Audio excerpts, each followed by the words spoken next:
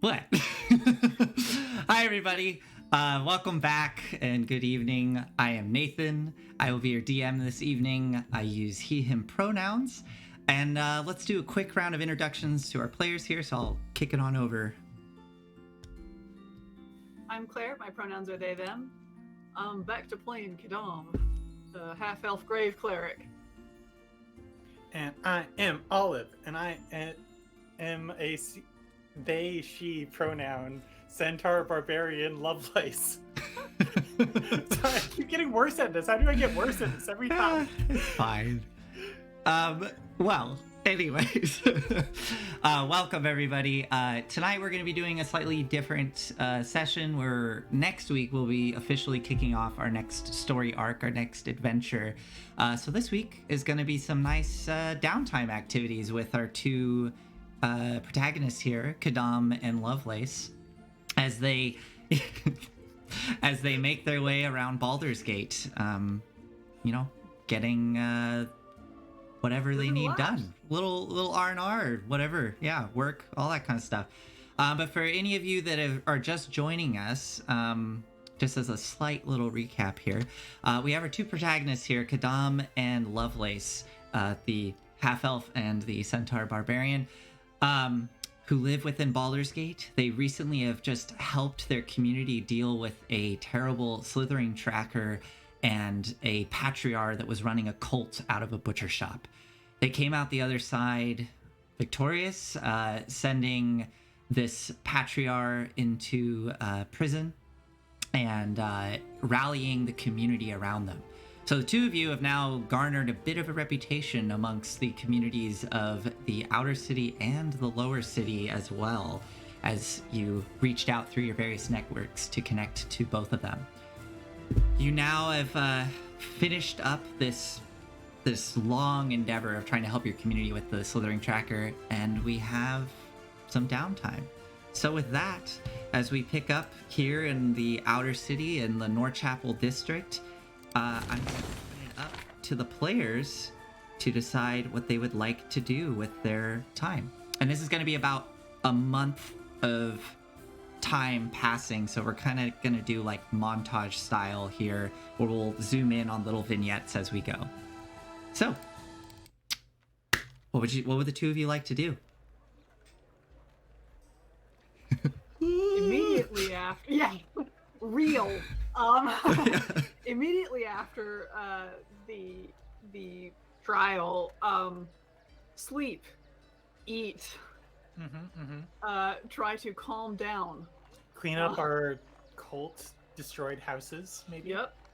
Yeah. Were those? I imagine something happened. Did something happen to them again? No. In the 10-day period between.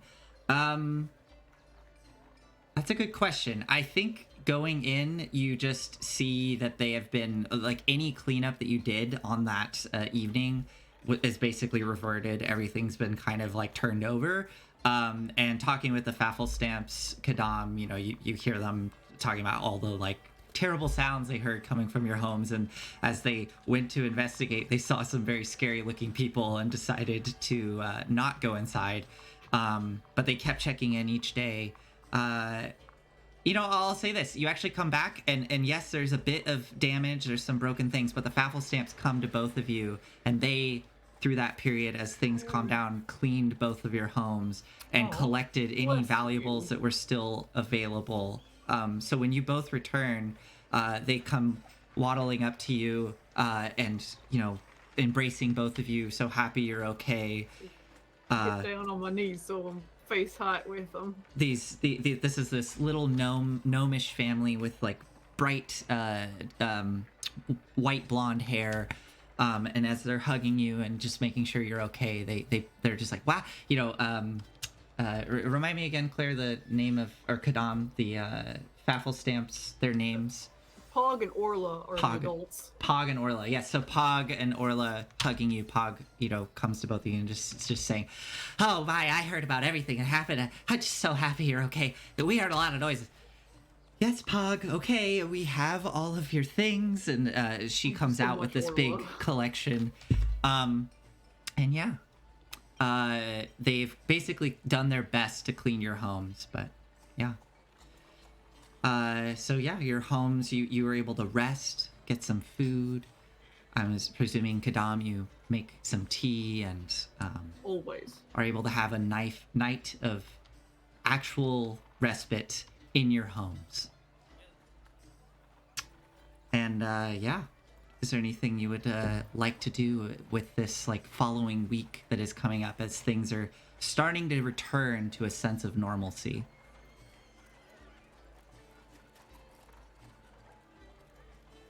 Go ahead. Okay. I think I would like to spend 2 or 3 days not with Lovelace. Okay. We have been in each other's business for about a month now. And Yeah. I think I'd like a few days to myself. I'm not necessarily avoiding her, just Yeah. living my life. Absolutely. Lovelace, what about you in this period as Quidam is kind of taking some time to themselves? Like, I think it takes a couple days for like Lovelace to like believe that this has happened. It's just like not really unpacked, waiting for the other shoe to drop. And then I think probably the first week is like not working really much at all. Just like staying packed, maybe like doing some like light grocery shopping, like maybe picking out some like supplies for like, you know, just it's good to have a go bag. Like if something happens, just it's good to be prepared. I like used up a lot of my camping supplies, going down to candle keeping back.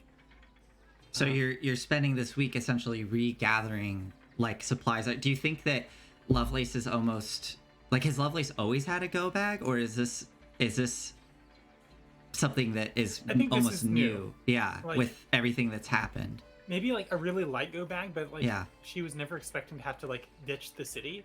Yeah. Whereas like now we're playing on like power scales where that would make sense. Yeah, absolutely. But yeah, then I think she kind of realizes that it happened, and the Patriarch is in jail for good. He hasn't escaped yet. Yeah, not yet. How long does that take? Like, I would say that as this 10-day is coming to an end, as the two of you are starting to feel a sense of ease, and you have various individuals throughout the community periodically coming to your homes, a higher concentration towards the beginning of the week to thank you and to just hear the story if you were willing to share. But as the week goes on, that kind of trickles away. And then at the end of the week, news comes down the grapevine. You hear from your network that Pask is suddenly gone missing from... I knew it. I told you, Quidam. You did. You absolutely did. It just doesn't stick. You can't fight power. They always are like gonna weasel out some way or another. I frankly think this is the work of the cult. Yeah. Oh, power people have their own, like each has their own method, but they all have something. Otherwise, they wouldn't be in power. Yep. That's very true. I think we can rest easy for a month or two. My guess is that the Dead Three will want us in a sense of security here before they do anything else. I also don't think we've seen the last of them. Yeah. Yeah, I don't know if there's anything to do besides like, I don't know, stay alert, Quidam, keep an eye out. If any more old people watching you and you throw up a detect magic, that wouldn't go amiss. Yeah, no, I will keep an eye out, and also I will take advantage of the time that they give us and rest, do some other things. So they're lulling us into a false sense of security, and we're gonna take advantage of that by actually being with a sense of security. Exactly. I like it. And then here in 5 or 6, 10 days, I'll start getting nervous again. Perfect. I love it. Lovelace goes off and like maybe starts spending more time at the healer's crew and Mhm. picking up her ambulance duties again. Yeah. So yeah, as this first week is coming to an end, I know some of you we've talked a little before this. The two of you had some things you want to accomplish in this month period. Lovelace, you want to start training more, spending more time, right, in basically learning healing and medicine. Yeah, I'm an ambulance worker. Yeah. I gotta be an EMT. I've seen Quidam die in almost every encounter. Oh man. And being able to do something to help with that seems good. Yeah. So I'm gonna take I'm gonna kind of modify from Xanathar's the training downtime activity. There's actually no role really required here. It just costs resources. So if you want to mark off 25 gold at the end of this 10-day period, as you have to expend some resources, I'm curious what you do you have any ideas of what maybe this cost is coming from? Because obviously you're connected to the healer's crew. You have access to people that would probably be willing to train you without really paying you anything. But maybe this value is coming out of something else, like supplies, or I don't know. Yeah, I don't know. Like, so we've talked a little bit about like how the healer's crew runs. It is just like all volunteer based. Yeah. And then like, if we help folks who can pay, we'll ask them to pay, probably. Mm-hmm. I imagine it's a lot of barter, like a lot of goods are exchanged. Mm-hmm. But maybe your training is like, yes, it's 25 gold on paper here, but maybe it's more representing 25 gold worth of like things you are bartering. Like maybe you are, I don't know, maybe you bartering like actual physical things, or I don't know. It might help to like narrow down who exactly I'm learning from, and like Sure. what does like learning to be an EMT in Baldur's Gate look like. Yeah. It's not like a GED course. Honestly, I think you would probably be getting a lot of training from, well, Quidam if Quidam's available, but I was gonna suggest Robin. Mm-hmm. Yeah. Remind me who Robin is? Yeah, so They're a surgeon. Yeah, they are, but they are also, as far as I can tell based on the NPCs I got, they seem to be one of the most like traditionally trained, I guess, in terms of like medicine. And maybe, I mean, I don't know, like, yes, Robin seems like the person that wouldn't necessarily charge you, but maybe to like actually teach you some of the more like difficult things, it requires getting some supplies that just it's Keep just them out of Harborside. yeah. But yeah, so I think in this week, this 10-day period, you were spending your time with Robin, who is a non-binary human. They have bright purple hair that's a bit graying at the roots, and you meet up with them daily outside the city walls and Stony Eyes after they get off of essentially finishing their time working at the Harborside Hospital. And yeah, they come to you pretty much every day. It's a similar story of just they look dead tired and they come to you just exasperated about it's just, I swear they don't fucking help people over at the Harborside Hospital. It's just the same shit every day. And just constantly talking about the inefficiencies and the like hypocrisy that is occurring over at the Harborside Hospital. But it is the only available hospital within the city walls where people can go. So they continue to work there and try to do good.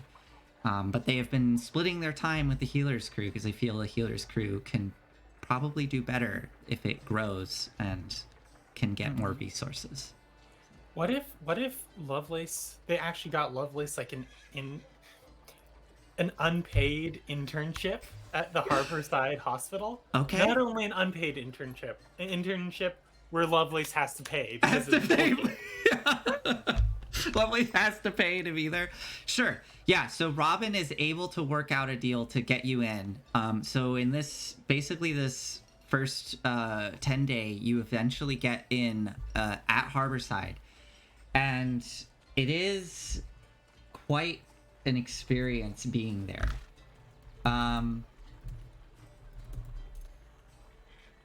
So the hospital itself, trying to find.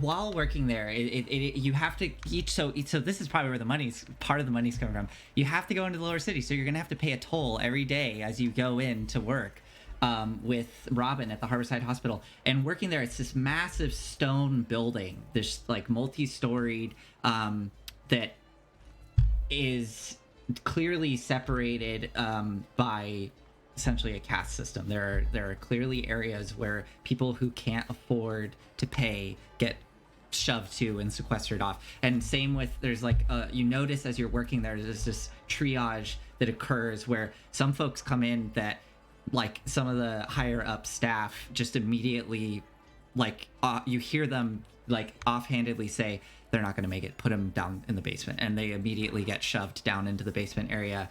Where in your first 10-day working there is an outbreak of undead that comes shambling out from the basement area, and Robin is talking with you about this. It is just this reoccurring issue that keeps happening where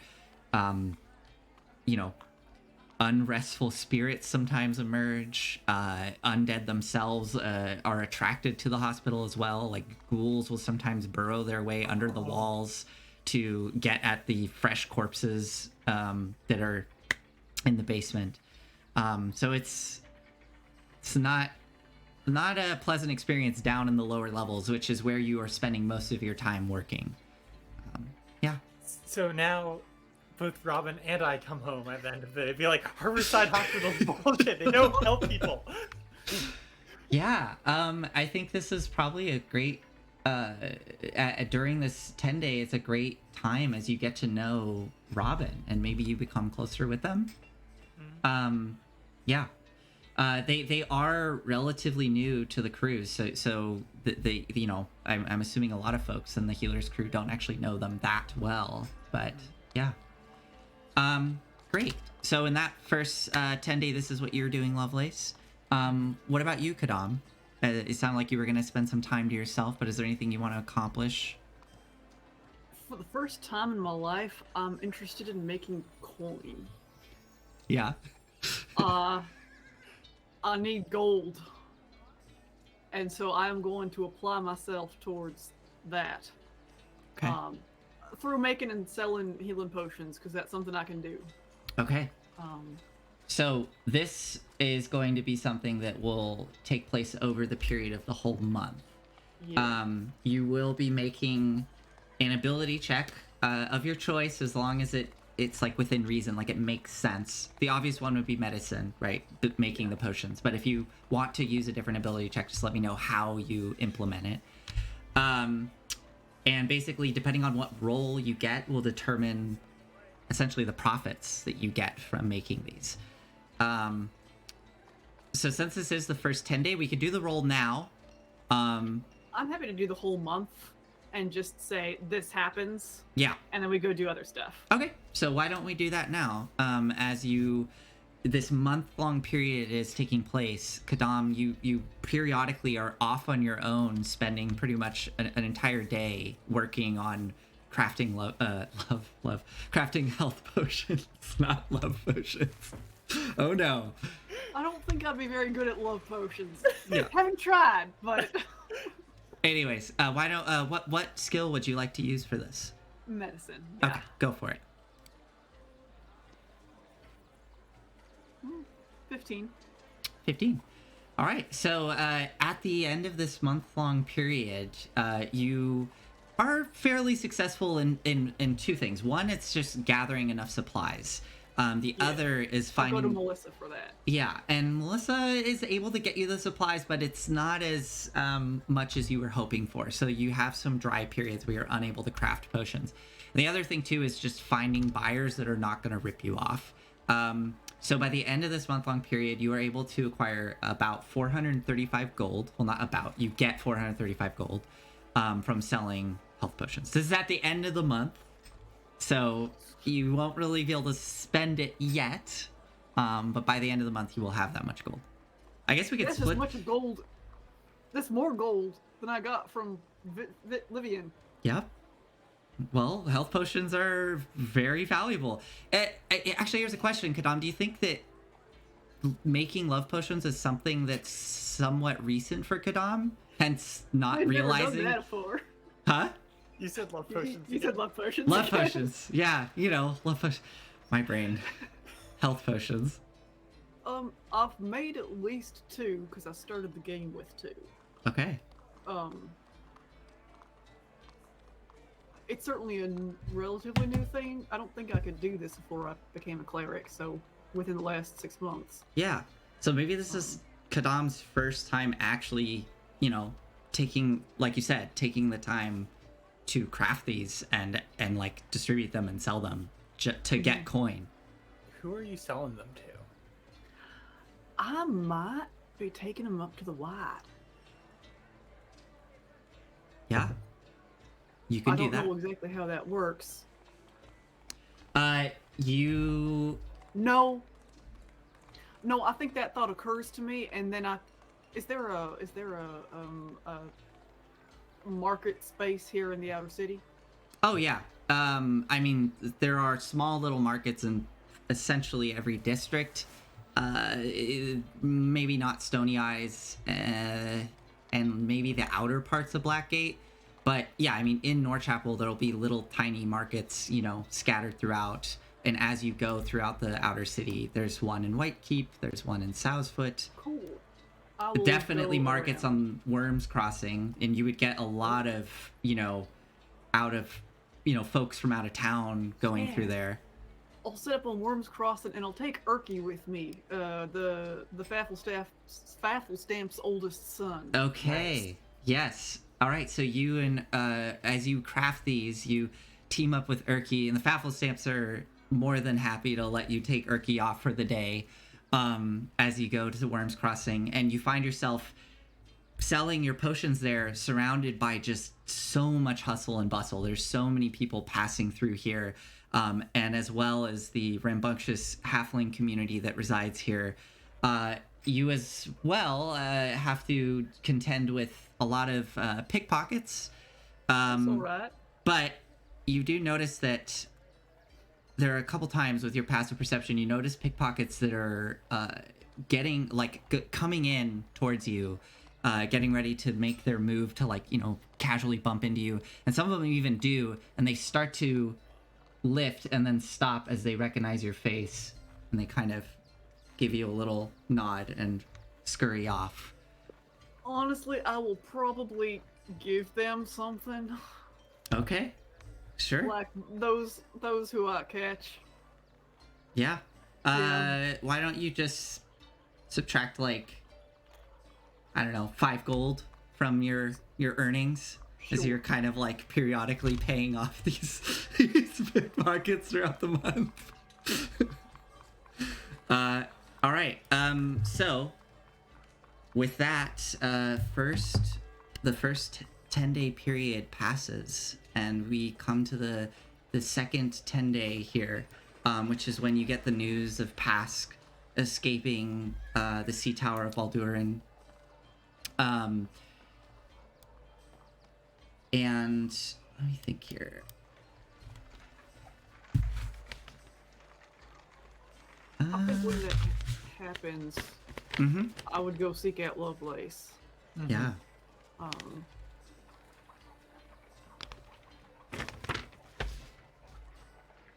So are you going to her home in the evening? Yeah. Okay, so you head to her home. Lovelace, you probably hear a trot across the yard. Yeah. A trot. Yeah. Lovelace is probably tired from her work at the day at Harborside. Hey, friend.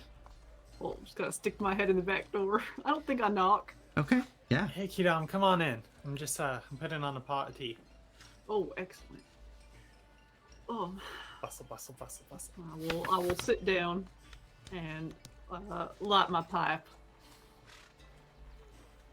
I take it you heard? Lovelace. Yeah, that's part of the reason why I'm over. Yeah.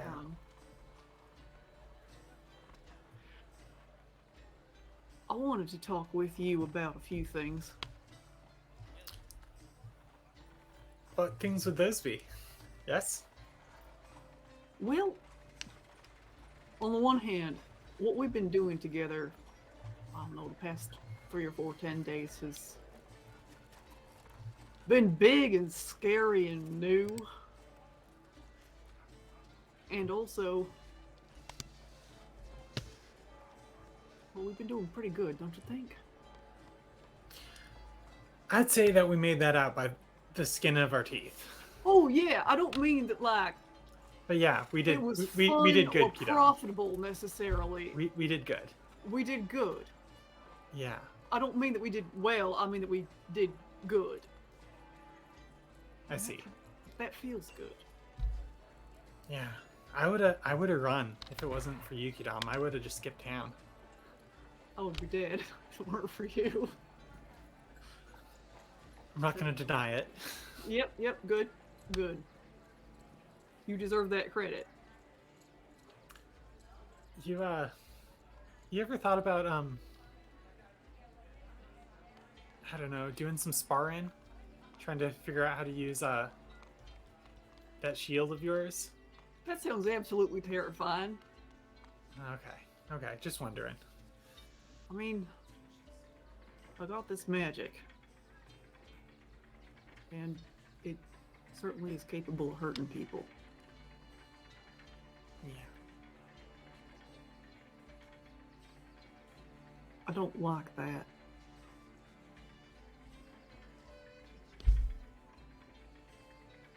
All my life, I've been about healing and taking care of folk. And now suddenly I got all this power. And it ain't all helpful. It ain't all good.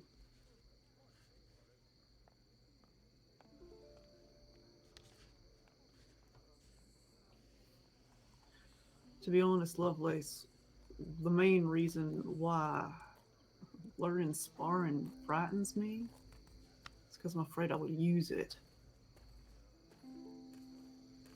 in situations where it ain't the right choice. I don't know, Quidam. Like the day when you attack recklessly is the day that, I don't know, Baldur comes back to Baldur's Gate. Ain't gonna happen. I don't know. I know that I just said that we did good. And I think we did overall. But we also hurt people. We killed people. And yeah, you can argue that it was in self-defense. Or that it was for the greater good or something like that. Yeah, I would.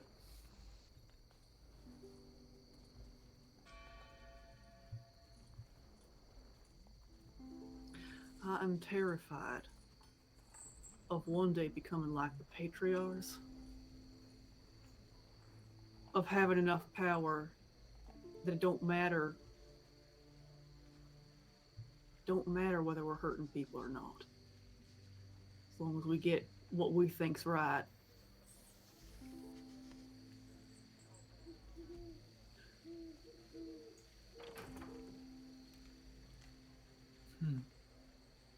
I think I've been running from this for a bit.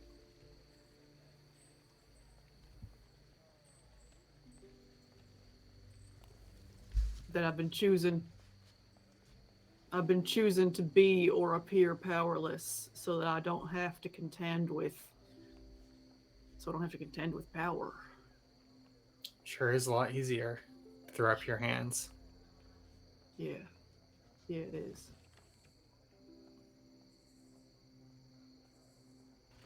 You make a lot of mistakes, Quidam. Sure. How do you feel about that?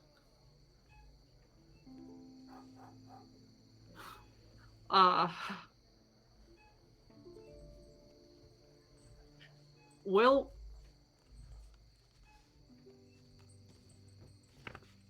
honestly, as long as I don't hurt anyone, it's okay. How do you feel about when you mess up and someone gets hurt? Well, it don't feel good, do it? Yeah. I tend to think about it a lot, like going over, like, did I miss something? Was there something else I could have done?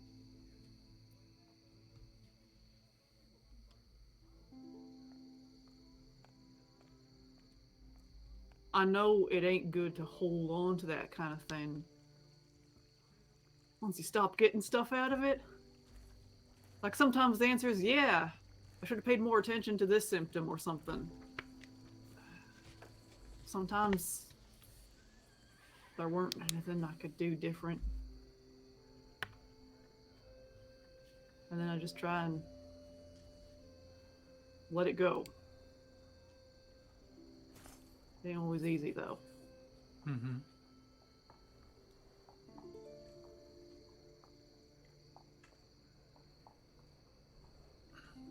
Sometimes I get this clarity where in the moment I'm so sure I know what to do. And I see the path to a lot of the time it's hurting people. I know how to cleave through the world in order to get to where I need to go. Put someone in the ground.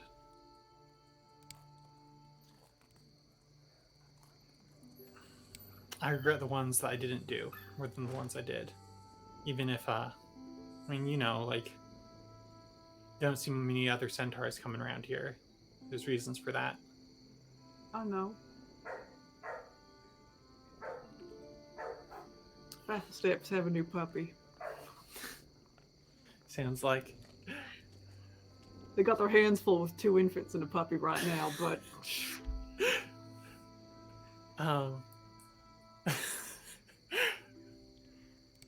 Yeah, I don't know.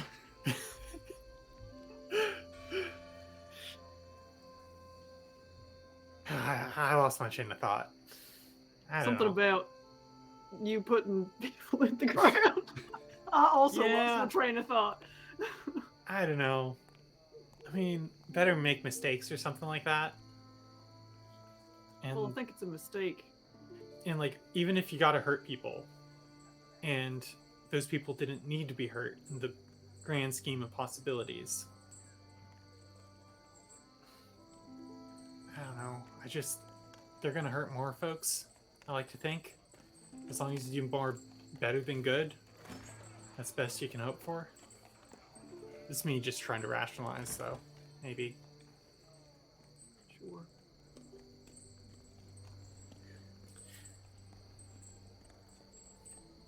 Yeah, I both want to continue doing the kind of thing that we've been doing, and also I am afraid to do so. I don't know.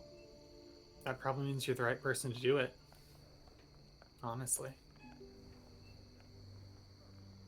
Maybe.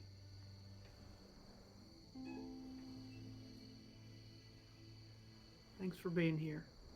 Yeah. Hey, tea kettle's done.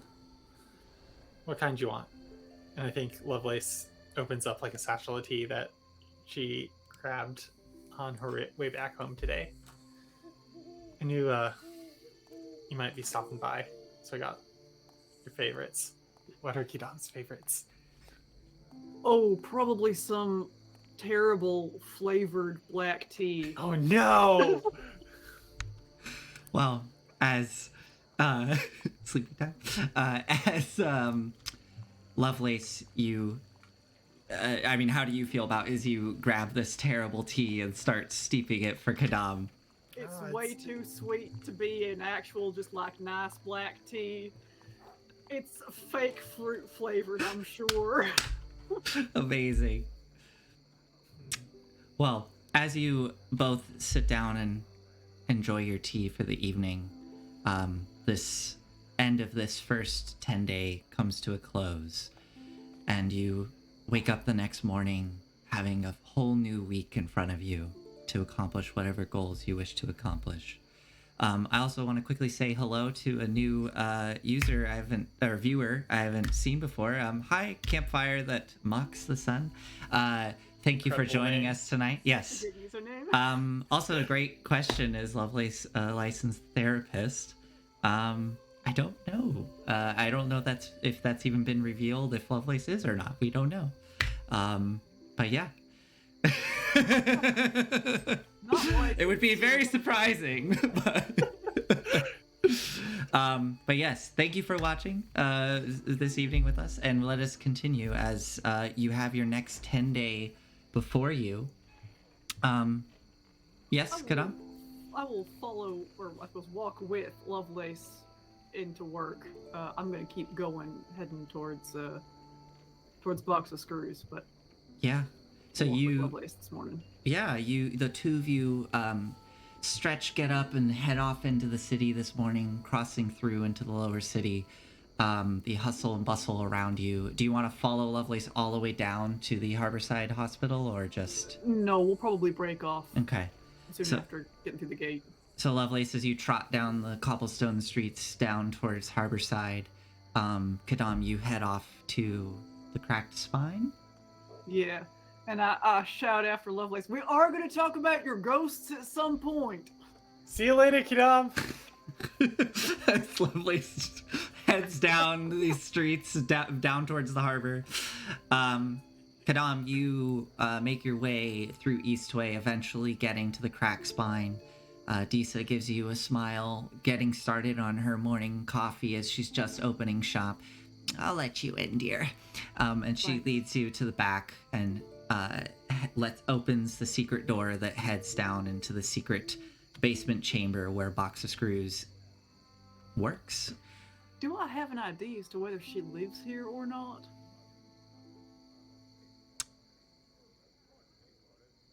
It's a good question. I don't think you know where she lives.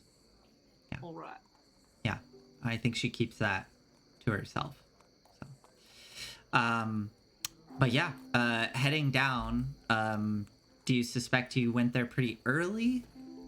Yeah, I mean, whenever Lovelace went. Yeah, I'll say that as you were walking down, you can see that at the moment, there's only a couple of other folks that are just now getting set up at their like desks, essentially, where they have these, this whole station set up for weighing coin and accounting. And you can see Box of Screws just now is like sitting down at her desk, writing in some sort of leisure with this plate of like bread and bacon and eggs. And she's currently has this big thing of bread and eating it as she's writing in a ledger and looks up. Hold on. Oh, did you want to try to sneak up? Okay, make a stealth check at disadvantage as Box of Screws is currently writing. It's a disadvantage anyway. Oh, yeah. Hey, 5. Yeah, so two things. You would have had disadvantage anyways. There are the two, like, guards that generally are stationed at the bottom of the stairs. Yeah, they very clearly see you coming down the stairs as, Disa. Yeah. And Box of Screws, without even looking up, just says, "Good morning, Quidam." Just keeps writing and... Morning. I will take a piece of bacon from her plate.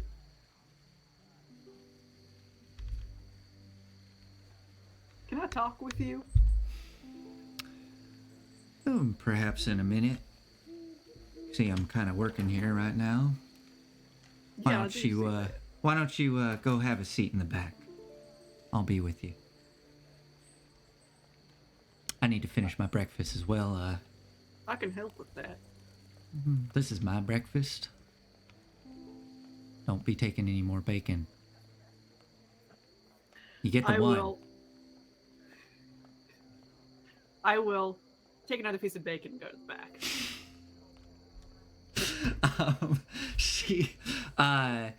Let's see here. Make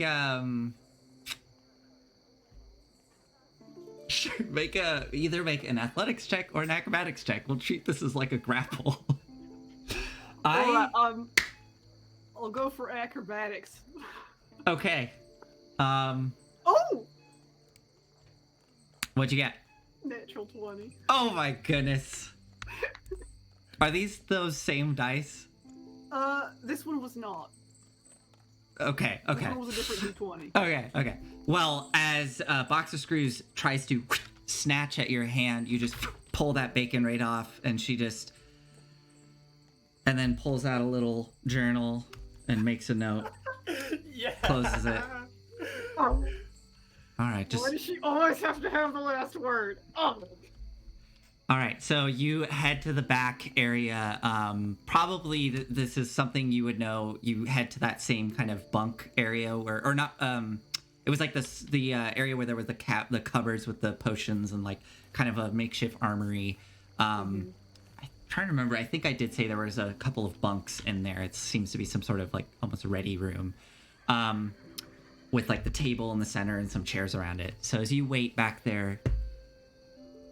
2 minutes, 5 minutes, 15, half an hour goes by as you just wait back there. And eventually you hear the door behind you open, and Box of Screws is leaning against the door frame. What can I do for you this morning? Can we go for a walk or something?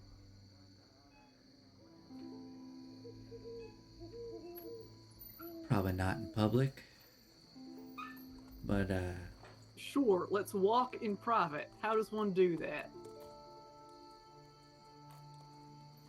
let me show you something.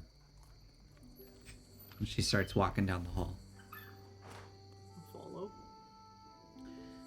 She takes you down this narrow stone hallway, where you just see what looks to be just a blank stone wall. She kind of leans down, presses in on a stone that kind of feels around, pushes in on another one, finds a third one and pushes it, and the wall itself just slides to the side, and this horrible kind of pungent smell just wafts out, and you can see these circular tunnels of stone with rivulets of water running at the bottoms of them. You want to take a walk in there? It's about as private as we're gonna get. Sure. All right, let's go. And she takes you into the sewer system of Baldur's Gate as you start walking, with a little tiny bit of light coming through various grates. You just see it shining down. She will grab a lantern that's on the wall that was at the end of the hall, pick it up, turn it on, starts walking. Well, this ain't the most pleasant environment, but what can I do for you?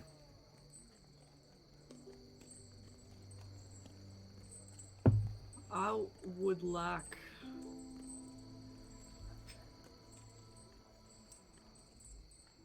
I'd like to see my sister once in a while, Cortea.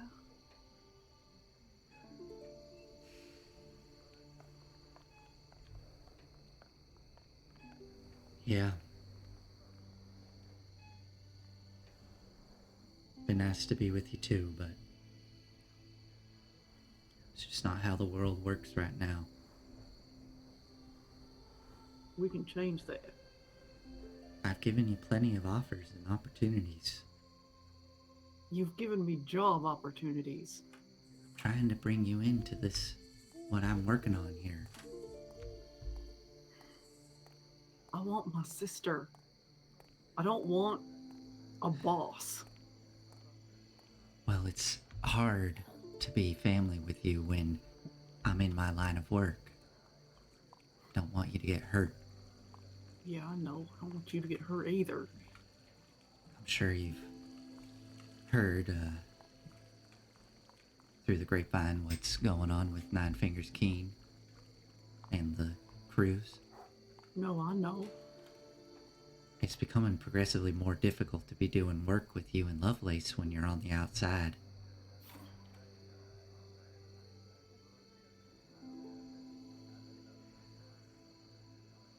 Lovelace is done with that. I'm only sticking around because we're family. Interesting. All right.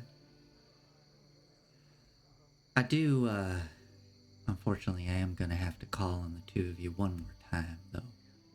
Just to settle things up. Don't worry, I don't have anything yet. But when it comes to it, I'll come a knocking. I It'll would be the love to last see you one, don't worry. I would love to see you at my place. Please do feel free to come knock. You know, I can't do that. Why not?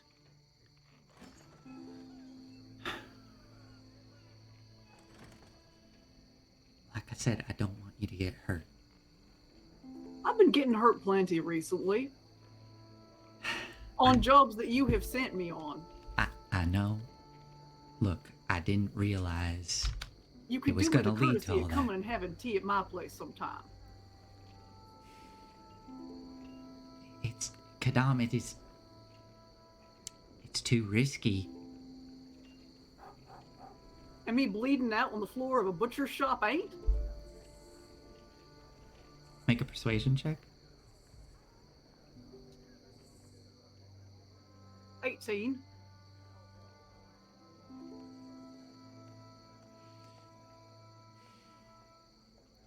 I'll see what I can do. Hmm.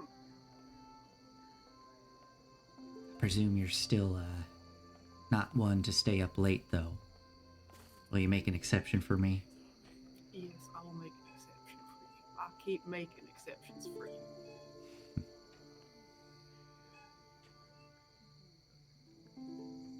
How's Dad? Not great. Getting worse? Yeah. He seems... Well, he puts on a good face for me. So does Ada.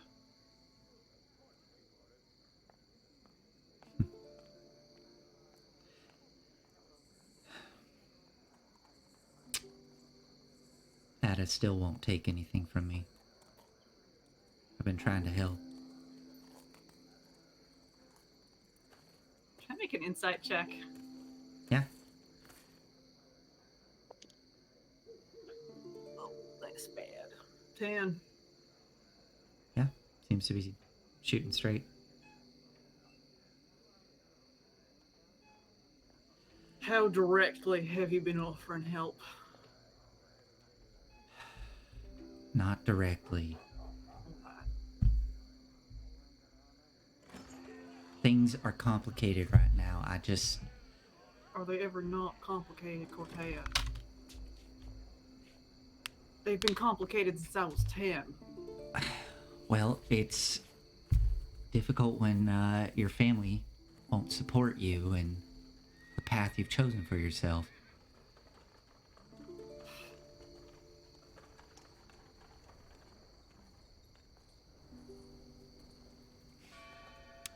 You want to smoke? Yeah, I do. She pulls out her pipe, takes some tobacco out, hands it to you. Join her.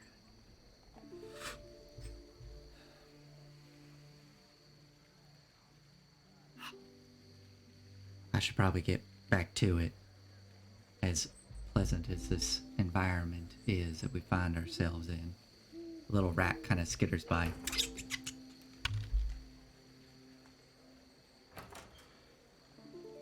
Yeah, all right. And I shove her into the water. Okay, make another athletics check for me. Okay, that's not terrible. 14. She uses the momentum as you push into her and shoves you down, and you go into the just awful stinky water as she just stands there. I mean, come on now, you take my breakfast first, and now you're trying to shove me down into the water.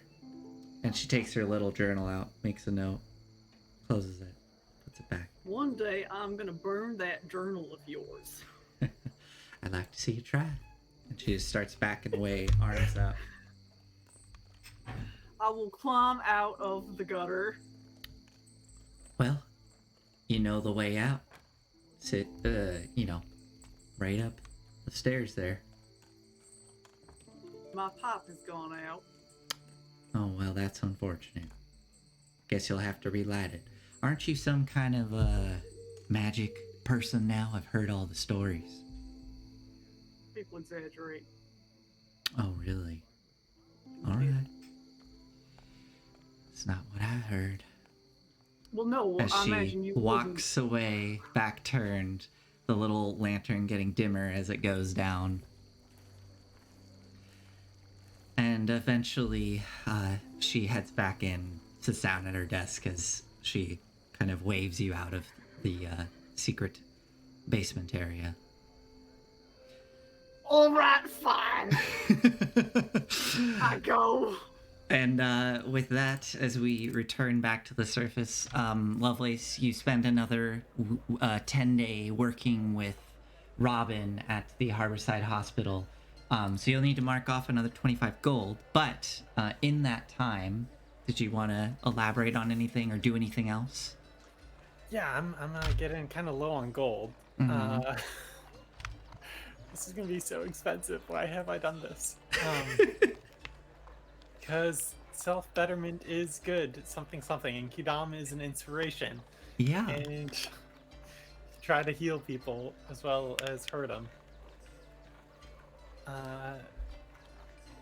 Yeah, I think Lovelace probably takes, just feels completely out of her depth. Like, they're throwing so much more things than, I know that gnolls have a grub that numbs some pain. Just stuff it in their mouth, they're probably fine. Right. Having to actually, do some book learning and use, my intelligence stat is probably hard. And she doesn't have, a lot of time for almost anything else. Mm-hmm. Yeah, just overwhelmed. Hospitals are hard, especially hospitals that get attacked by undead. Yeah. Yeah, I mean, it is, again, you probably don't ever go to the upper levels of this hospital due to, the position you're in. So you are seeing the worst of the worst here at Harborside, day after day. I kind of want to, roll on some random encounter table for, Harborside happenings. Sure. What do you want? What are you thinking you want out of this? Something to interact with Robin and get Robin a little bit more screen time, who is this non-binary cool human. Yeah. Half-elf, you said? Human. Human. Mm-hmm. Okay. Why don't... Better picture of, what sorts of folks end up at Harborside and, kind of the social stratification that's happening there. Yeah. You've, described it but haven't seen it. Okay. Why don't you... Let's see here. How do I want to do this? Why don't you roll a d20 for me? Mm-hmm. And we'll see what you get in which 8. dice. 8. Okay. Go ahead and roll a d12 for me. 11.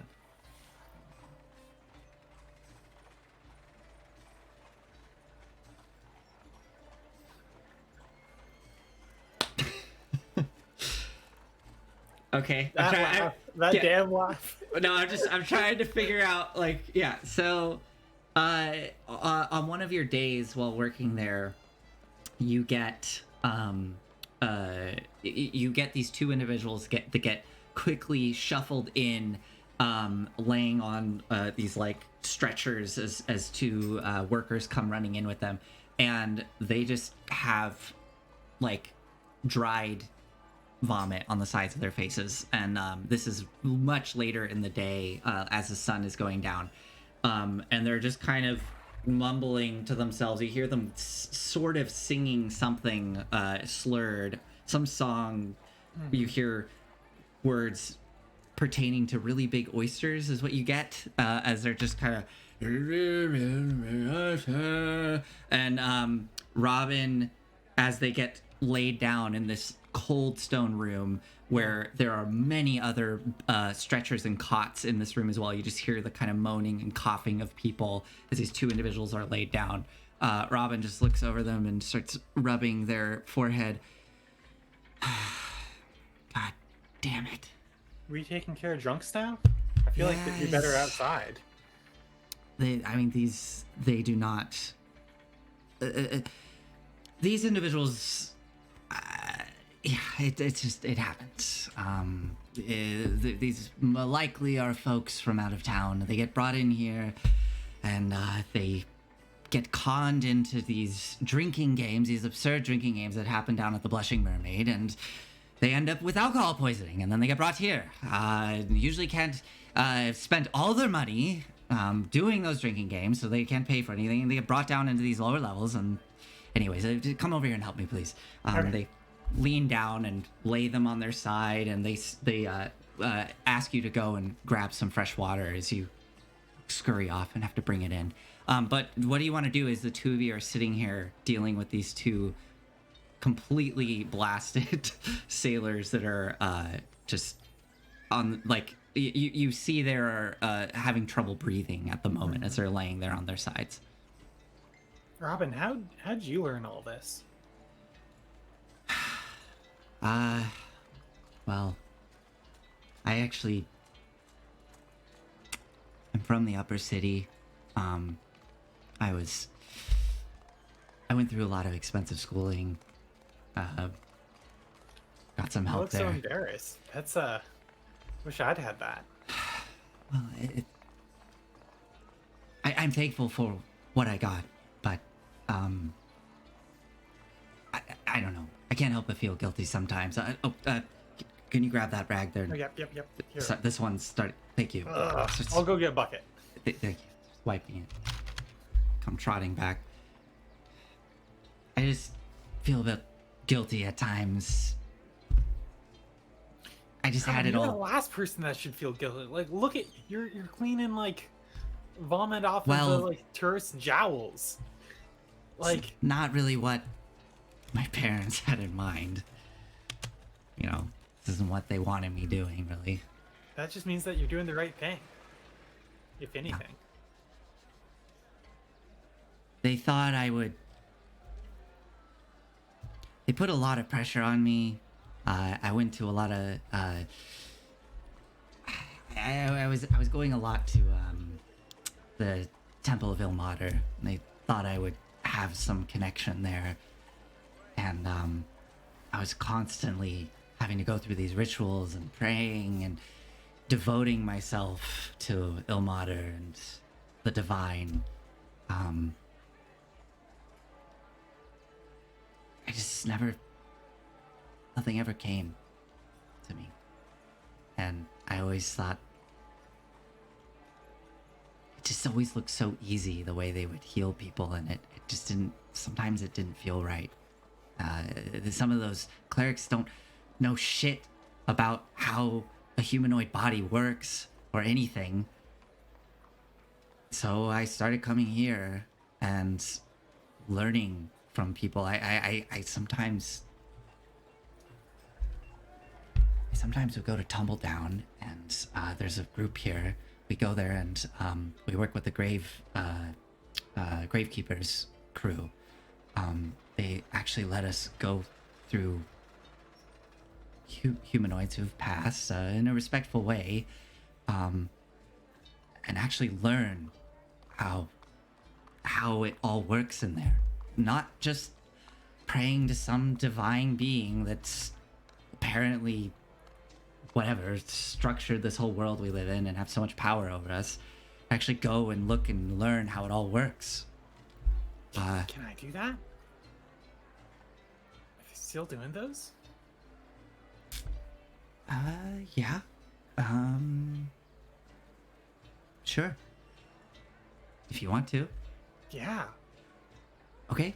It's usually pretty late, you know, early hours of the morning. But yeah. Son of a bitch. Oh, this one's making a gurgling sound. Yeah. What? Turn them on their side. Okay. Okay. Now just keep an eye you're a on big them. one, ain't ya?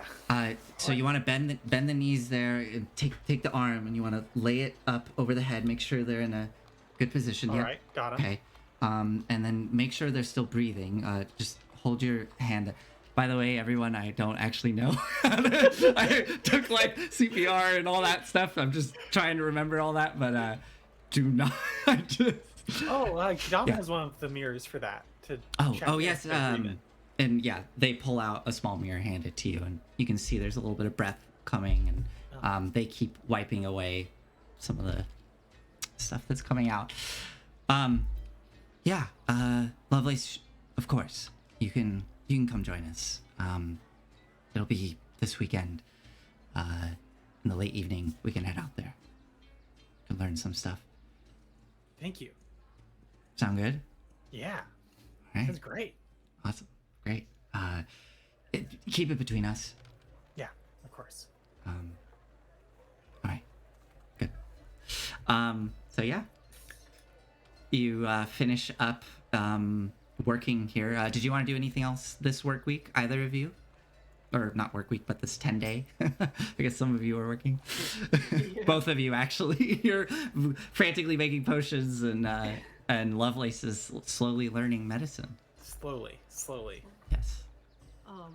We don't have to roleplay this out, but I do want to check on Imsh at some point, even if that's just asking Ada how he's doing, if he's Yeah. seen him around. Imsh is doing well.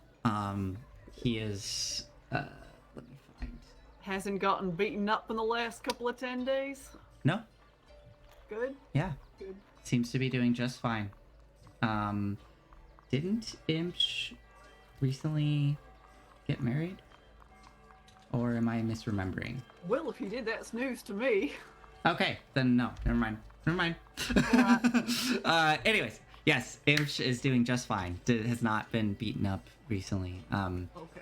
You do get to have this conversation with Biro, which our audience hasn't really met. Again, we don't have to role play the whole thing out, but you come to your dad's place probably in the evening time when Biro is just getting home, and yeah, briefly for the audience, Quidam's other dad, Biro, you see an elf, very tall but kind of stooped shoulders, very like short curly black hair with a bit of gray around the temples, deep brown skin, weathered just from centuries of working outside doing hard labor, and you see they are very muscled, but yeah, they have this slight stoop to them, probably from just carrying heavy objects for God knows how long. They are an elf. Yeah, literal centuries. Literal centuries working in Baldur's Gate as a porter, and yeah, he's very happy to see you. And when you ask about Imch, you know, he well, yeah, Quidam, Imch is doing just fine. Good. Good. Still sorry about the two of you not working out. Dad. I'm just saying, it was Sorry, been- Ada. Wrong one. Yeah, please remember, call me Ada. Anyways, still a bit sorry about that. It was 10 years ago. Well, you look good together. You know, also time's a little different for me, Quidam. Remember, been around the block quite a few more times than you.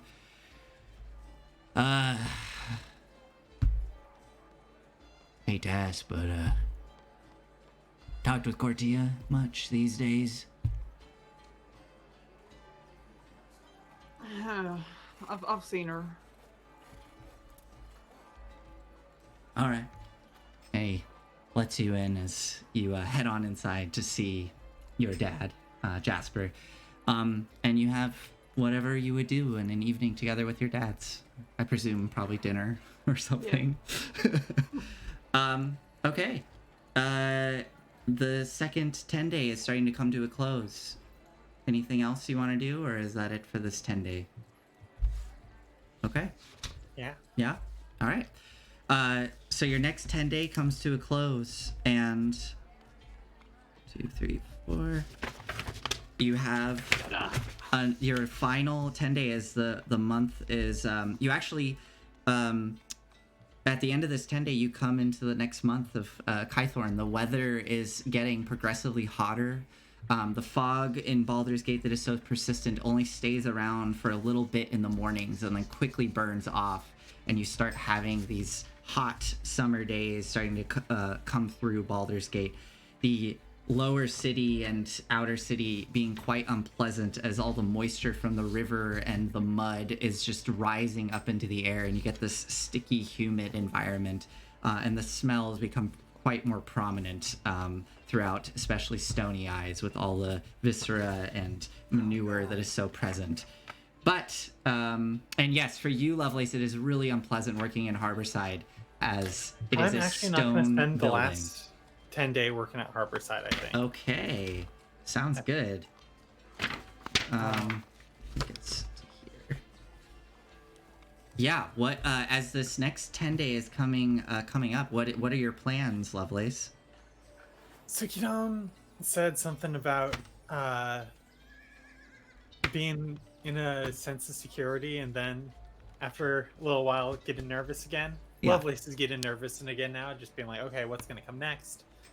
I would like to buy some replacements for those hand axes that got left on the forehead of that gentleman in the butcher's shop, which I never got back. Yeah, of course. What would you like to purchase? I would like to buy 2 short swords. Okay, you can definitely do that. Actual weapons. Is it alright if I just leave that to you for cost and all that? It's in the player's handbook. You can look it up. Just, yeah. 10 gold for each one. Yeah. Which almost bankrupts me now between that and all the lessons. Yeah.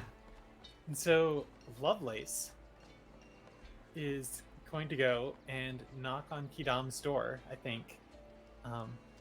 You don't need to knock. You can just come in. Oh, okay. You're going to regret that later. Maybe. Just wait. So Quidam, I have a proposition for you. Yeah. You were talking about being scared of sparring. Yeah. Figured I'd offer. I'm gonna head down. Have you ever heard of the Hole in the Ground? Have I ever heard of the hole in the ground? Have you ever heard of the Hole in the Ground? No. I don't think so. No. All right. How It's- deep is this hole? It's, like metaphorically or literally. Oh, tell me about the metaphor. Okay, it's this man dressed very poorly as a devil. He has like a little headband with like these horns.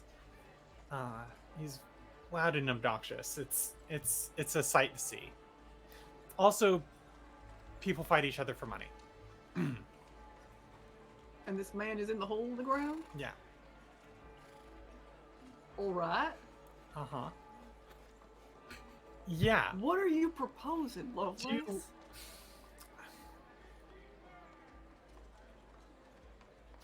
You can learn a lot looking when your life's not immediately in danger. Like seeing people making the same sort of mistake over and over again. It's a little bit easier from an observer standpoint. I was gonna head there. I'm out of money, and I was gonna try to. I don't know. This whole Harborside thing's like taking a lot of gold actually. Like, I went up to. Not supposed to say that. I went on a field trip, and Lovelace, could you speak plainly for me? What do you want? I'm gonna Tell me go what you want. fight for money. Alright. I thought you might want to come along to get a little bit more used to seeing people fight. Not necessarily for money.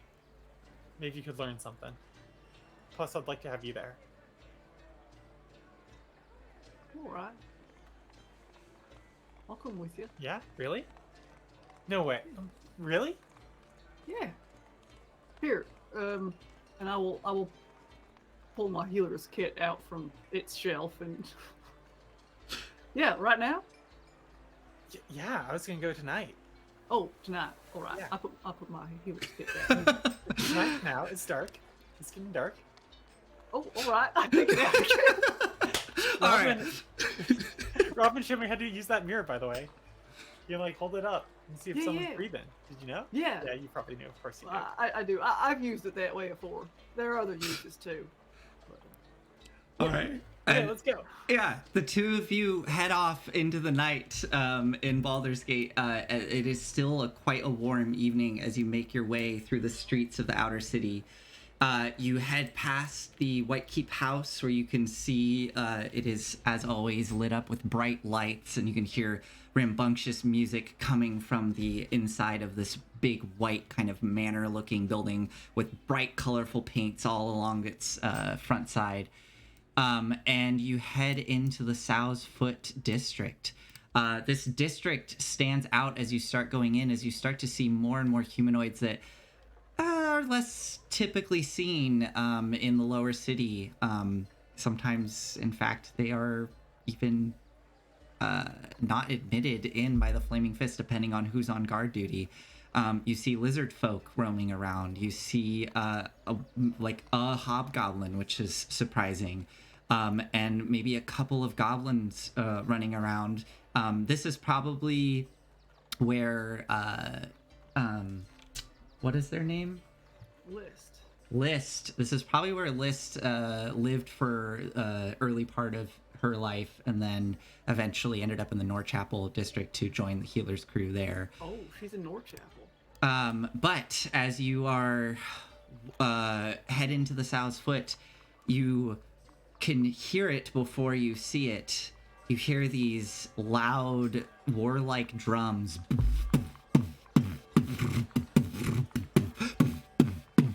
And as you come around the corner, you just see this ramshackle wooden building with what looks to be two mismatched horns attached to the overhead of the entryway.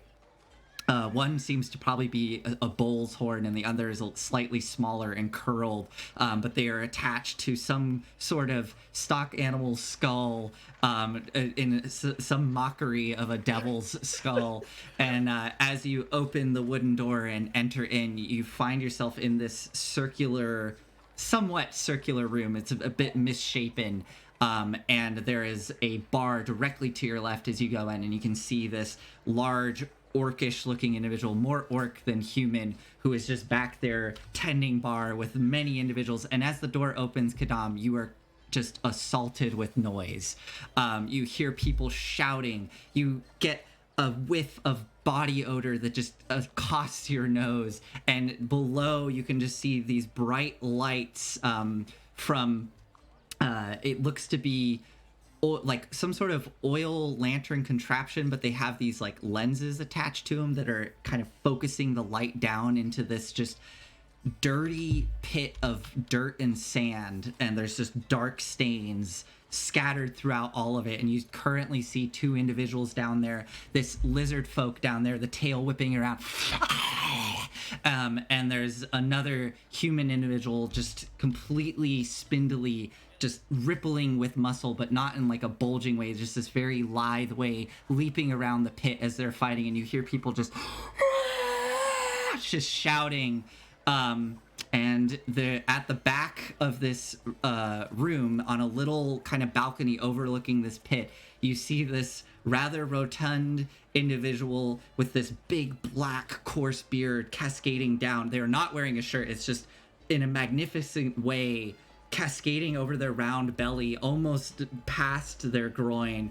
And they have their arms outstretched, looking around the room with a great big smile, and this absolutely shitty headband with these two horns coming off of it. Their face has been painted red, and they are wielding a tiny little pitchfork in their hand and just looking around the room smiling. And as the lizard folk is there, and it gets down on all fours and like a beast just darts up and leaps up and does an uppercut and just boom, hits the human, who goes flying up and into the sand with a big puff of dust, unmoving. The crowd erupts into a cheer, and this big individual whips this little pitchfork up to their mouth, and suddenly their voice is so much louder than it should be. As they look around and go, yeah, look at that. What a brilliant display by the flaming-tongued lizard. Welcome to the hole in the ground, and let's get ready for our next fight. So, Lovelace. I just realized I need to come up with a wrestler persona for Lovelace. Absolutely, you do. What should that be? Help me brainstorm. Like What? You've never done this before? You don't have one already? Just out of character. Just out of character. Oh. What would a good like centaur wrestler? Oh Gimmick god, I does Chad have any ideas? Any wrestler yeah. names? Chat. Come in, Blazing Hooves. Spark Hooves, Fire Hooves. The Iron Hoof. Iron Hoof, Iron Hoof, Raging, that's not bad. Fiery Mane. The God, I don't know. I'm so bad with names, by the way. Just if anybody's in chat, does anybody have any ideas? Well, Horse puns. as the two of you are thinking of that, you have to go in, check in. Dos Espaldas? Espaldas? I need to look that up. Google Translate. Yeah, Sandal? my backs, the two backs? Too bad. Is that what it Beast is? with two Campfire? backs. Ooh. What? No, just it would be two backs, right? Dos Espaldas? It's okay. It's okay. Sorry. Yeah, I got all. Welcome to Story Reckless. We interact with chat. Yeah, got a little on a tangent there. Well, regardless, Lovelace, if you want to think of a name, maybe if it doesn't come to you tonight, maybe it'll come to you the following night. We have about 15 minutes left, so I want to kind of wrap up our end Flaming here. Hoof's not bad. Okay, perfect. Yeah. So as you go check in, they of course ask for a name. You have to write it in. Flaming Hoof? Iron Hoof. There we go. Iron Hoof. Got it. Iron Hoof. You see this very like spindly little gnome with the glasses down, and they're writing in your name, please. I'm the Iron Hoof. Oh, okay, Iron Hoof. Here we go. Okay, you'll be going up. Yeah, the flaming lizard. Oh yeah, they're just finishing up. You'll be going up against that fellow down there. Okay, well, you'll be up in a few. We'll come get you. Go enjoy the bar or whatever. Satan be with you, or Osmodeus be with you. Who? Sorry, Osmodeus. All right. So, as you gear up for your fight, Quidam, are you participating in this, or are you just watching? I will get myself a lemonade. And Okay. if I can sit in a place where I am within 30 feet of the entire... Sure, easy Yes, enough. sir. But no, you go to the bar and ask for a lemonade, and this orc just.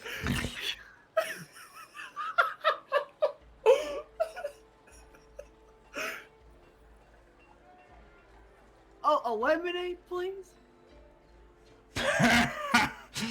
Oh, you fucking serious? Yeah. Hey, we got any lemons back there?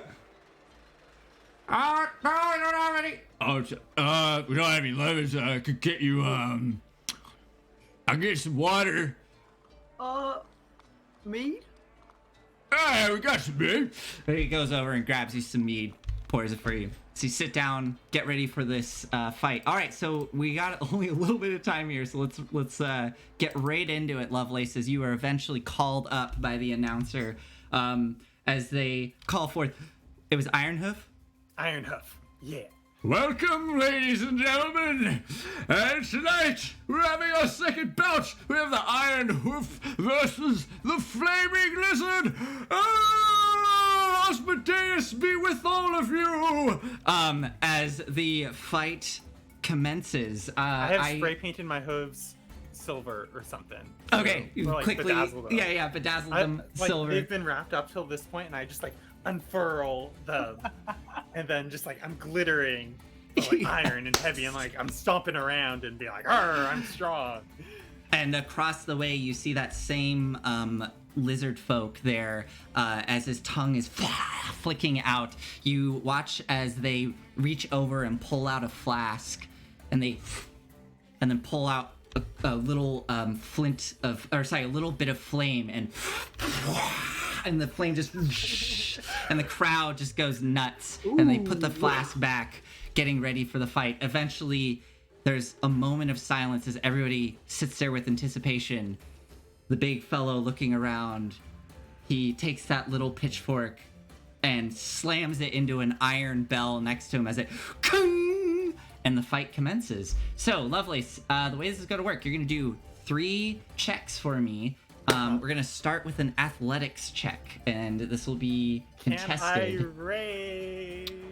Yes, you can. Yes.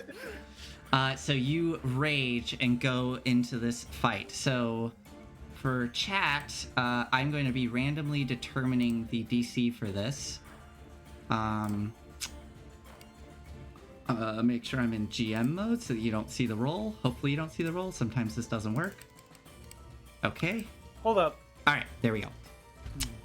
Okay, yeah. So we're good. First up is the athletics check. Go ahead and roll your athletics check at advantage because you are raging. I just realized when I hit people while I'm raging, ghosts are gonna show up. Yeah, it's Did up not to think you. that through. Let's see how this goes. Okay. Well, yeah, you rage, and there's this sudden pulse of light at the base of Lovelace, and these ethereal hands kind of off of the ground like these strange little blades of grass. What was it? Is the total 22? The total is 22. 16 plus 6. Holy shit. Did you see the roll I made, or was it hidden from you? I haven't seen it. Okay, that's fine. No, that's good. 22! So, you go forward as this lizard folk, just like before. They get down on the ground and they skitter towards you with immense speed and go in to jump up and hit you in the face. What do you do? I like rear up, like lights glittering on like my heels, and just stomp him into the ground. Yeah. Which like would be fine. He's like fast and like usually like bounces up, like he's expecting that. But then these fucking ghosts, just like grab him, and there's just like panic. Yeah, so you see them, they're about to dart out of the way, and then these hands come up out of the ground and hold them in place as your hooves just boom, strike them straight across the face. They blood just sprays across the sand, and they tumble down, and they look up at you with fear in their eyes. The crowd goes wild. Yeah. Okay, this is going to be an acrobatics check now. Yeah. Okay, let's get it. Yeah, we really need to talk about that. What the hell? That's true. Sorry, wow. Okay, go ahead. 19. Okay. I rolled so good though. I know. Nathan, I rolled so good. You rolled so good, but unfortunately, this lizard folk is very, very fast. And as you, what did you say? You charge towards them? I'm turning around and I'm gonna try to mule kick them. Okay, so you whip around and try to mule kick them across the way, but they are too quick. Your hooves go up and they just dart out of the way, and they leap up, jumping onto your back, and they feel the scaly arm pull up around your neck, and they have you in a chokehold as you're flailing there trying to get them off of you. This is going to be a Constitution check now, and this is a special Constitution check. You roll a d20, and then you add your largest hit die. You roll that hit die, whatever number that is, that's going to be your plus to this con check. In addition to my normal con plus 3? I don't think so. So I'm going to read the rules here. A special Constitution check that has a bonus equal to a roll of the character's largest hit die. So it's just the bonus from whatever you get from the hit die. So, see, I would read that just because I want my plus 3. As like the Constitution check is a d20 plus 3 with a bonus, like as if I had like guidance or something, or like less. Okay. For an additional. I see, because it's a special bonus roll.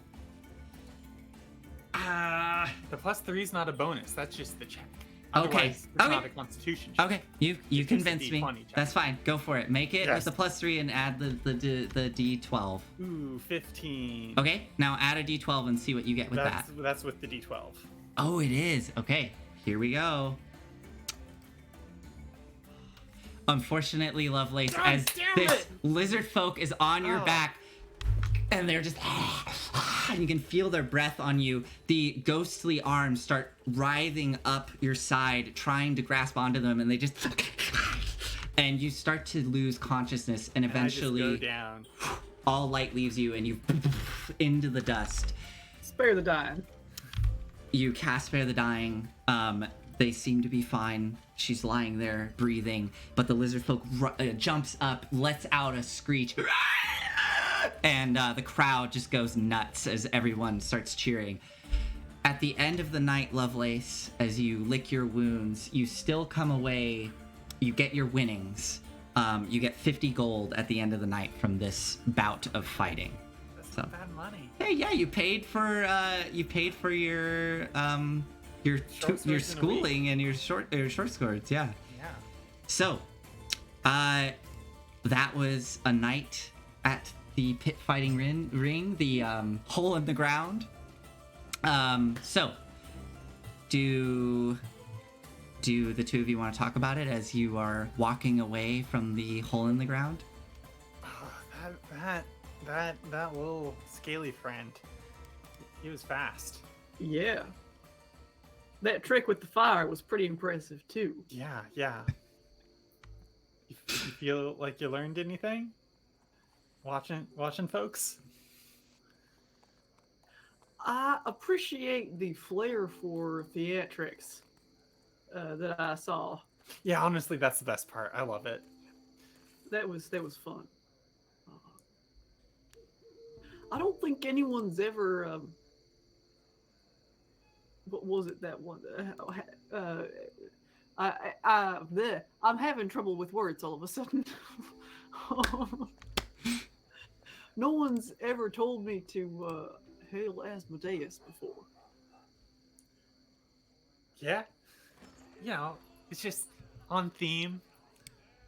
Oh, definitely. That's, I imagine, part of the theatrics. Yeah. Well, how do you feel? Do you feel like you got what you were looking out of it? I mean, Looking for out of it? you end up in the dust sometimes. That's how it rolls. Yeah. But would have been nice to like stay up a little bit longer, but I don't know. Oh, Lovelace, I'm sorry. You got Yeah. 2 successes, didn't you? Just one. Just one. Okay. Sorry. All right, go ahead. Yeah. It was sad. Yeah. That lizard roll could not roll below like a 7 on a D10. Got some high rolls. So, Out of 6 tries. Oh my god. so as I have a nemesis now. I have a nemesis. yeah, I'm gonna have to write up that NPC that I came up with in 2 seconds. So, as you come to the, as you two of you have this pleasant evening together. Well, you had an exciting evening together, and you come home, and the end of this 10-day comes to a close. Quidam, Avoided the conversation. you get your 430 gold at the end of it, 430. and I would just- like to go shopping. yes.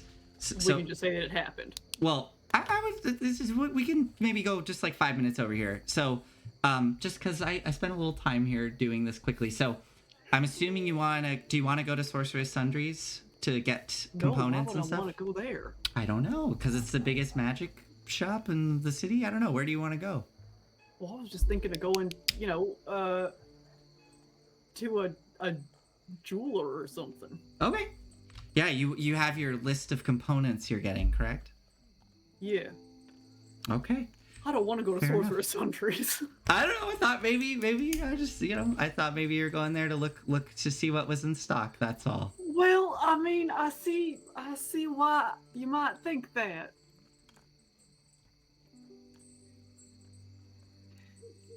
It's no problem. You can buy. You were able to get the components you were looking for, and you gave me a list of what those are. we don't have to play it out. You know the cost of all them, so you can purchase whatever you can afford. But yeah, those components, you are able to find some of them in the outer city, but most of them you do have to kind of piecemeal going around the lower city to because some of the items you were getting, it was like platinum bracelets. You definitely need to go to the lower city to one of the jewelers in Baldur's Gate to get those. But yeah, as the 10-day comes to a close, at the end of it, Quidam, one evening towards the end of it, we'll say actually around sunset, you get a soft knock at the door, and you see Kotholm standing there. He just kind of looks up at you. I was told to let you know to stay up late tonight. That's all.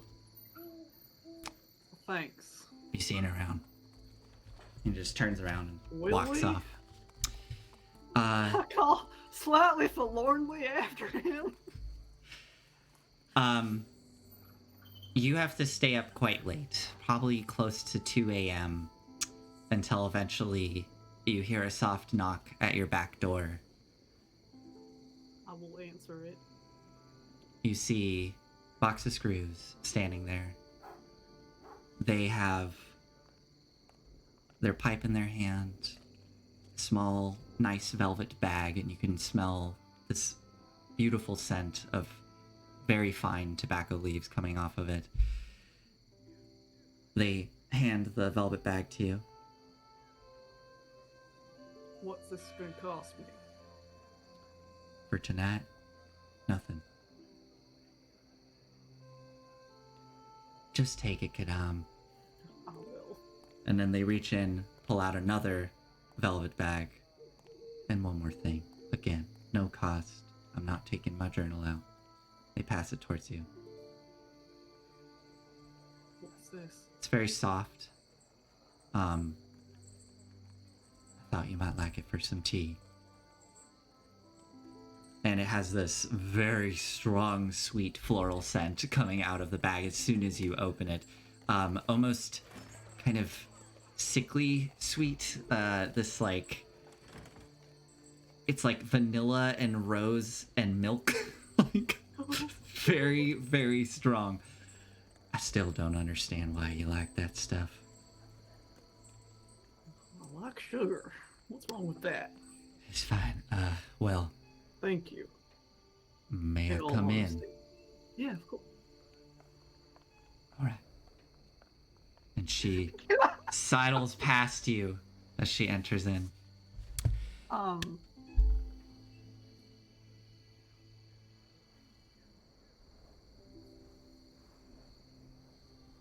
She doesn't have to look like paler than usual, does she? Or like have pointier eye teeth? Make an insight check.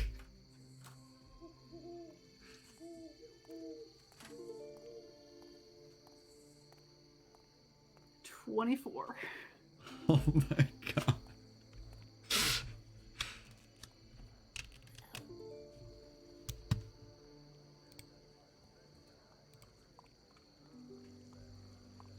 Between her asking to come in and a comment she made several weeks ago in response to Lovelace saying that she had made her first deal with the devil, and Box of Screws said something like, "Are you sure about that?" I'm suddenly suspicious. What was your total? 24? Yeah.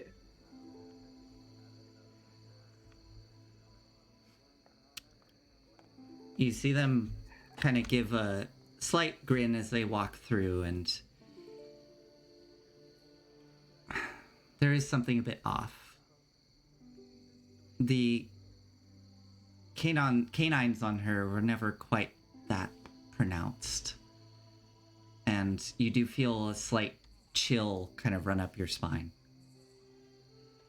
As they walk in and settle down, take their pipe out. All right, well, I'm I'm here. I do have another called a one more job to settle things up. But I'm assuming that's not why you want to talk tonight. I just wanted to hang out. I'm here. We can hang out. I don't know. What do you do on your days off?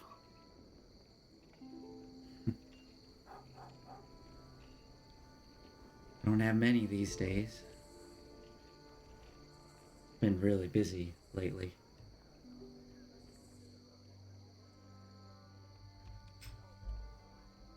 You want to talk about work? No. Honestly, Quidam, I don't really have much of a social life these days. There's a lot moving right now. And, I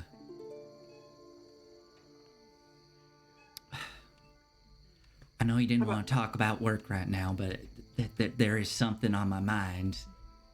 Yeah, all right. I will get up and put on some water to boil. And cast Eyes of the Grave. You get a very strong undead presence directly behind you.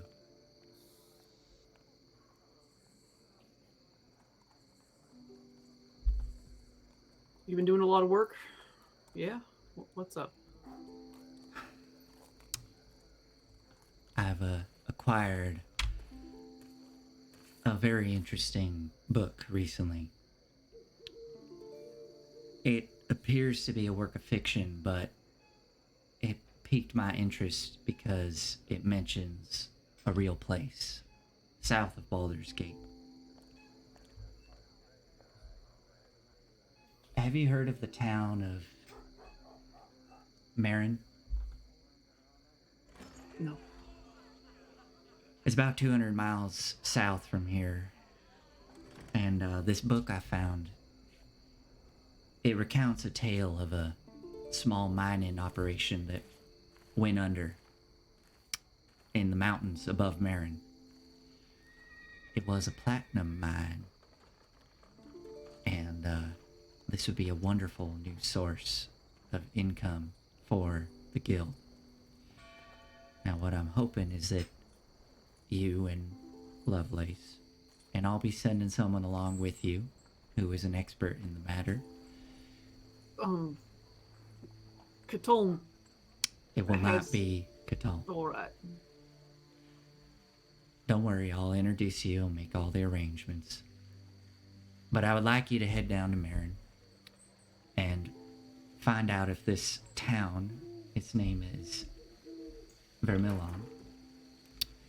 I would like you to find out if this town Vermillon does in fact exist. Sorry.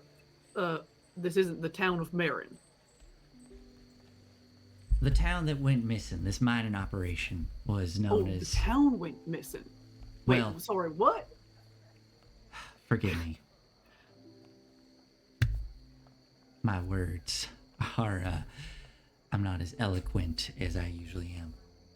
Let me start from the beginning, shall I? Alright. The book recounts of a town that had a mining operation that its source was platinum. This town was known as Vermillon. Vermillon is about a 3 days ride up in the mountains from Marin. The reason it piqued my interest is that it speaks of Marin, which is a town that does in fact exist.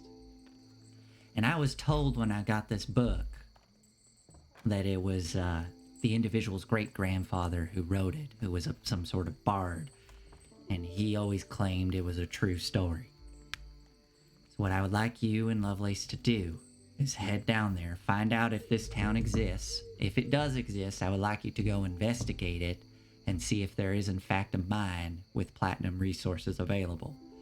As I said, I'll be sending an expert along with you that can verify if it is in fact a platinum mine. And that's all. Once you prove that it is available resource, we'll consider everything settled up.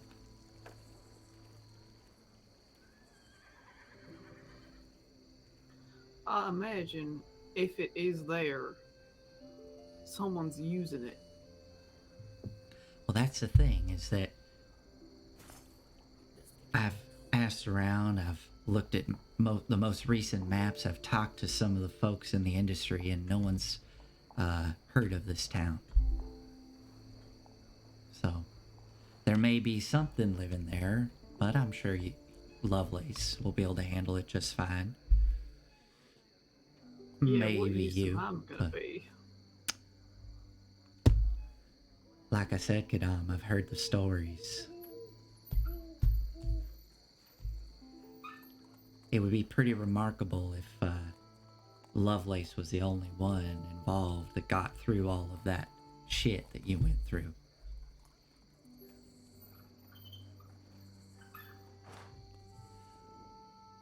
Will you do this for me?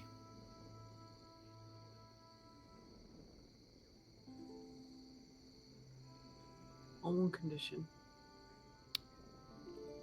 What is that? How long have you been dead?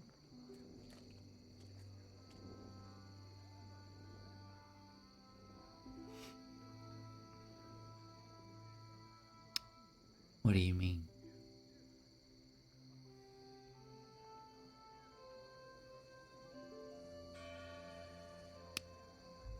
Quidam, that's a very strange thing to be asking someone. I can do a few things. One of them is sense the presence of undead.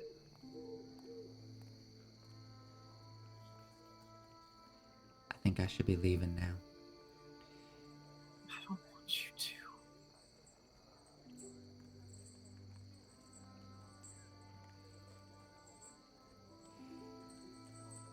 She gets up, walks to the door, stops at the threshold.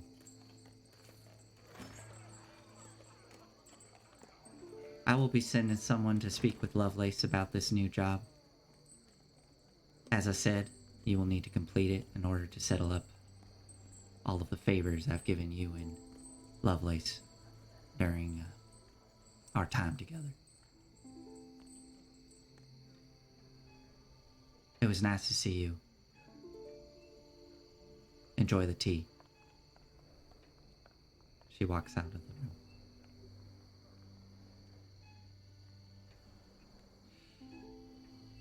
And with that, we will be wrapping up tonight's session. Canines, huh, Nathan? Canines. The little puppy next door letting out a bark, and you hear a quiet. So, as Quidam reels from this. With that, we'll be ending tonight's session. Thank you, everyone, for joining us tonight. This was the prologue to the next adventure arc. Please, hope to see you all next week as we start our Adventure 3 in the Candlekeep Mysteries module. I mean, it's like a whole mashup of things, but you know. All right. Candlekeep, as in we technically started at Candlekeep. Yeah. Going down. Yeah, started at Candlekeep, pissed them off, and now are banned from there. All right. Oh my god. Thank you, everybody, for joining us, and have a wonderful evening. Good night. Good night.